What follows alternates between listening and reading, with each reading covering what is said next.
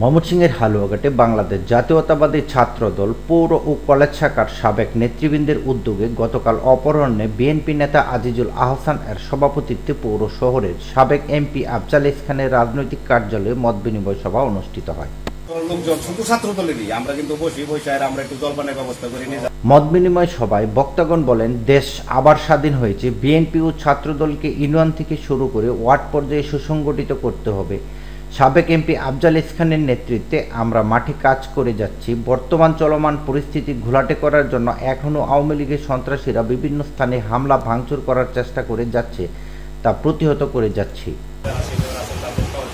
আপনাদের বিশেষ করে 12টি ইউনিয়নের যে কমিটি এরকম আমরা পূর্বে যেগুলো করছি, তা আজকের বিষয়টা এরকমই যে সাবেক ছাত্রদলের সভাপতি নুরে আলমের সঞ্চালনায় এ সময় উপস্থিত ছিলেন সাবেক ছাত্রদলের সভাপতি লুৎফর রহমান, বিএনপি নেতা জহিরুল ইসলাম বাবু, আনোয়ার হোসেন, শেখ ফরিদ, গোলাম মুস্তফা, চানু মল্লিক, তুলা মিয়া, নয়ন দাস সহ উপজেলার বিভিন্ন ইউনিয়ন থেকে আসা নেতাকর্মীরা।